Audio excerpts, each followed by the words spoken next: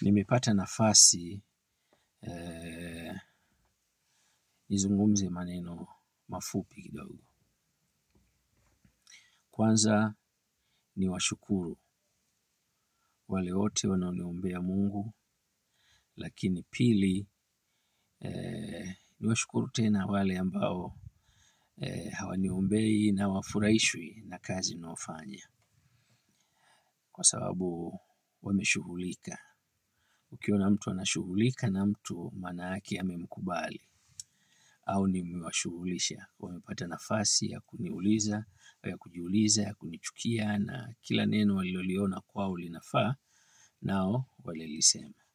Kwa wote makundi haya mawili niyashukuru kwa dhati.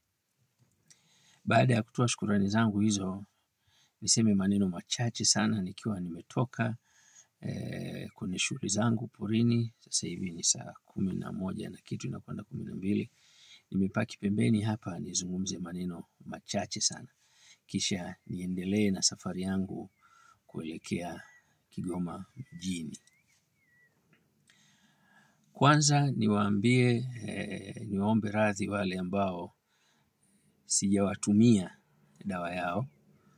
Niliwaahidi nitawatumia, lakini sijawatumia, na sababu zilikuwa mbili. Sababu ya kwanza, tulikuwa tunatafuta ni aina gani ya bakteria ambao na wao kwa baadhi ya watu huwatokea na hufanya mtu kuotwa na vitu, sehemu za siri, wakati mwingine ngozi kuharibika na mambo mengi ningependa kuyataja. Wengine wanasema ni saratani. Hizi ni bakteria.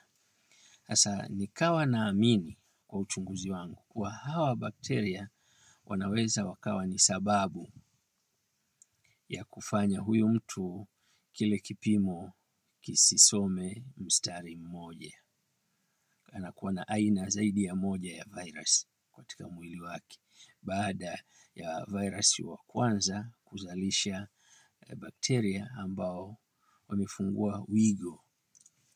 Nikaona nitakuwa simalizi, kwa sababu kwa mfano vitamin C imetusaidia kwa watu 40. Wanaweza wakachelewa watu 3 au 4, alafu 2 wakapata negative afu wakarudi kwenye positive. Nikaona hapana, nitakuwa sijawasaidia vizuri ndugu zangu wa Tanzania, ndugu zangu Afrika Mashariki, ndugu zangu watu wa SADC na nje ya bara la Afrika. So najulikana sehemu nyingi katika hizi nchi za Afrika. Kwa nimeendelea kufanya tathmini yangu na mahesabu yangu kwa kuendelea kusoma tabia. Kusoma mwanadamu ni mmea. Kusoma tabia za baadhi ya mimea na kuhamisha mawazo yale kuyaleta kwenye ufumbuzi wa mwanadamu. Na nimpongeze mwanaume mmoja, kaja yuko hoteli. Amesema Msigwa, mimi nitakaa hoteli, nataka nipate mstari mmoja. Yuko na mwenzake. Ameanza mwenzake ambao ni mwanamke, na kabla sijampa kipimo chake ni namba 100. Mliona kwenye vipimo vyote 4 cha mate kote mstari ikawa ni positive.